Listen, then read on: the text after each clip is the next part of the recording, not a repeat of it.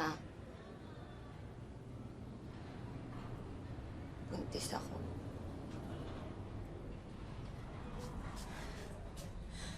Bakit ba naman kasi hindi ka nakinig sa akin?